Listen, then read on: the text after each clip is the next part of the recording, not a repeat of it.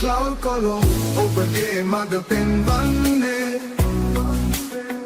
මුළු cloud ලෝකේ නව පහන් Welcome back to Cloud Kollo. So how's it going, Nuan? It's going good, but it's getting cold. It's getting cold, but industry is getting hot. Yeah. There's like ton of stuff coming out, and it's really hard to keep up, right? And the war's coming, and everything is happening all there at the same time. Last week we did couple of weeks ago, we did a video on Azure Endpoint, like the interview style. Yeah, but we did the introduction and stuff in our native language, but the questions and answers were in English, so check that out. Yeah, but a lot of people asked us to do it purely in English to make sure that everyone can understand. A lot of people want to understand what these questions are. Yeah. And there's not a lot of videos out there about explaining these questions in detail.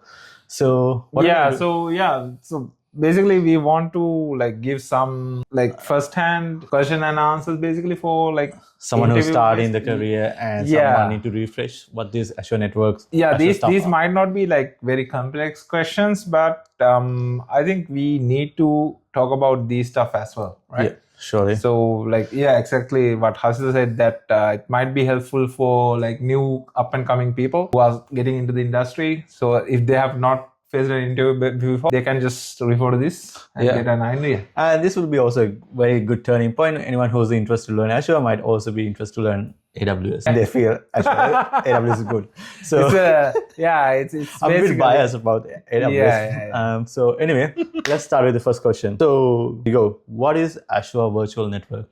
Okay, Azure Virtual Network is basically a network in Azure. Yeah. Right, so it's configured so that the services or maybe your virtual machines or anything like that, they need to communicate, right, between each other or other services and stuff like that. So it's basically built to enable the communication between these services.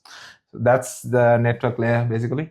Yeah, I think like when you say like connecting services, it can be like, I think the back old days, like the services like were physical ones. Physically connected by using network cables, switches and firewalls and routers and stuff like that. Everything is now virtualized. Which is in cloud. Yep. So basically like there are servers back out there, but you still configure them like virtually. So basically the network, simple term, is like a connection between two. Yeah, it's basically the name explains what it is.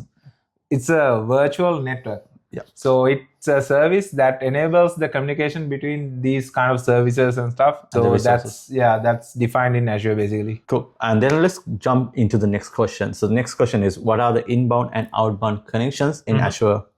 So basically, inbound and outbound connections are the connections which is coming in and going out. Yeah. Right. So basically inbound connections are the connections which is coming in, like let's say if you have a website or anything like that hosted in Azure. So let's say you are searching for that and then it gives you that web address and you click the link, then it comes into your service, right? Into your Azure network, the Azure tenant, right? That is inbound traffic. Outbound traffic is traffic going out from your service or your virtual machine or anything like that to the internet. Yeah. Or to each other, like the other services. So that's what is outbound internet. So basically, like when you go to a website, you enter the password and then your email, which is the connections goes inside the website, which is in the other terms, which go to the server through your Azure network. And the connection outside, that the outbound would be the information that has been replied out to what the user is seeing. Yeah. So the other thing is like the next question. Sorry, the next other question we're going to talk about today is, what is Azure Subnet? Okay. So if you have configured Azure networks before, when you're configuring a network, it is paramount that you configure a subnet, because you can't use an Azure virtual network without subnets. So basically Azure network has the address space. When you are defining the network, you need to define the address space. And then you can divide that address space into subspaces basically, which is the same concept in networking, which is called subnetting. So it's the same concept, right? So basically, you divide that the network into pieces, and then Small you chunks.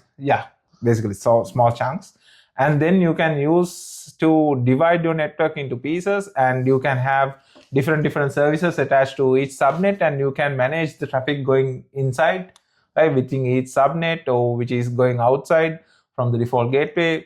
Yeah, that's what a subnet. Yeah, so when he says like the subnet, there's something is always in my mind is when a subnet is divided, you could divide it into private subnet and public subnet. Yeah. And that inside those ones, you could have these resources, but no one explained. Thanks for that clarification one again. And let's go to the next one. What is Azure VNet peering? So VNet peering is basically you are connecting multiple VNets with each other. So what I explained to you what a VNet is, right? That the actual virtual network. So VNet peering is basically you connecting multiple VNets within each other so that they can communicate with each other, or there's like outbound networks which is enabled to communicate with outside. So your traffic might be going through, if you know, let's say hub and spoke architecture. Yeah. So you have a hub which is in the center of your network, and then you have multiple spokes. So the spokes can't directly communicate with outside. That's the architecture of a hub and spoke. So we can talk about it like in deep later. But basically the VNets in the spoke area needs to communicate to the hub in order to get to other VNets or outside. So that's there, the hub and the spoke has that connection, which is the peering. Yeah, I think the way I remember it, like if you have like a 10-floor like a building, and the VNet pairing would be the elevator connecting between each department. Yeah, the staircase. Yeah, that's it. So you'll be able to go to the other HR department, then IT department, and the other one, so it will communicate between those ones. So person will carry out the information from one to another. Exactly. And the next question is going to be, what is NSG? It's not MSG. It's not NSG. Right. So NSG is network security groups. Right. So network security groups are. It's the easiest way to explain it is those are like small firewalls, which is not intelligent. You need to define rules, right? So the port numbers, what's incoming traffic, what port it's coming from, what's the destination, what is the source, and you need to define all that, and then you can put that rule in that NSG.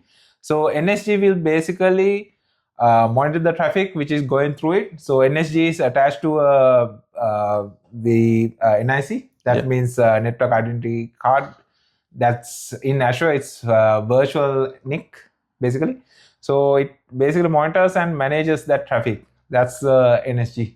So the NSG can be like, I think basically what one says is it can be attached to inbound and outbound. Yeah, it can manage both inbound and outbound. You have two types of rules, inbound and outbound. So you can define that there. Cool. I think like when it comes to the NSG, that there are a couple of key things we always talk about, right? Like the priority. So basically in the rules you can define the name, priority, port, source, destination, whether to allow the traffic or deny the traffic. So those are the main stuff that you can define in an NSG, but it's not intelligent. So that means like it can't change its rule by its own.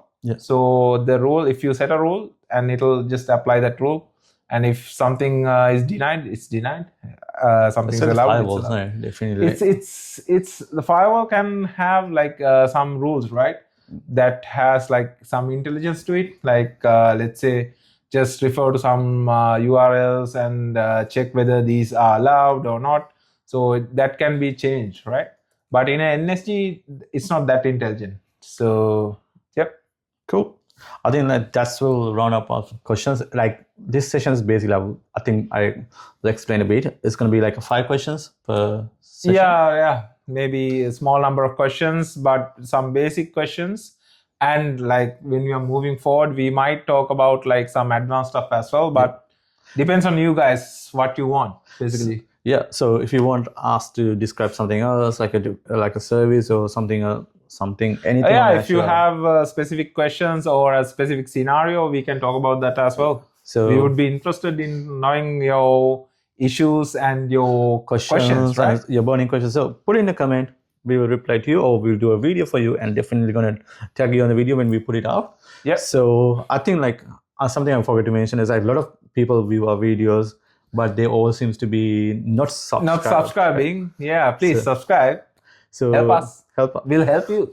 Yeah. So basically, that's the roundup for today, and we'll see you in another session.